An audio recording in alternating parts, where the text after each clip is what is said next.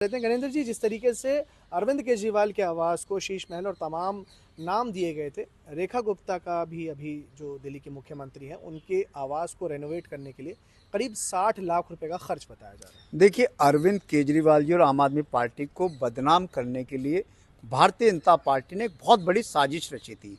और पिछले 2.5-3 साल से लगातार अरविंद केजरीवाल जी को कैसे बदनाम किया जाए, किस तरीके से आम आदमी पार्टी को बदनाम किया जाए, इसी काम में पूरी भारतीय जनता पार्टी की लीडरशिप लगी हुई थी।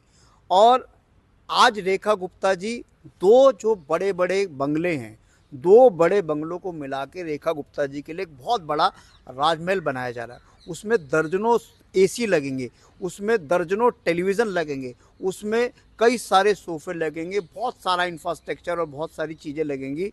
और कई चीज़ें ऐसी हैं जो हमें अधिकारी बता रहे हैं कि वो बाहर से आ रहा है, उसको बाकायदा इंडिया से बाहर से मंगवाया जा रहा है, कुछ विदेशी सामान भी होंगे।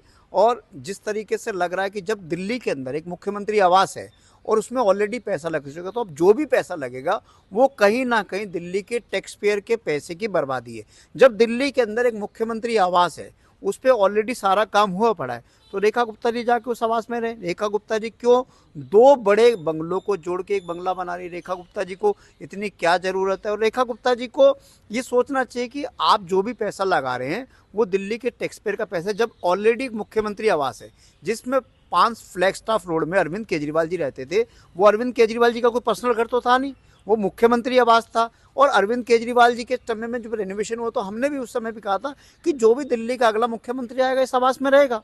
जब ऑलरेडी दिल्ली में एक मुख्यमंत्री आवास है, वो पीडब्ल्यूडी के पास है, दिल्ली की सरकार के पास है, तो रेखा गुप्ता जी को इस पैसे की बर्बादी को रोकने के लिए इस पैसे को बर्बाद ना करती, उसी आवास में जाके रहती। जब ऑलरेडी एक व्यवस्था है तो उस व्यवस्था के खिलाफ जाके आप उस व्यवस्था से अलग हटके आप दो बड़े बंगलों को बुला के राजमहल बना रहे हो, ये इसका कोई औचित्य नहीं है। सर, आप राजमहल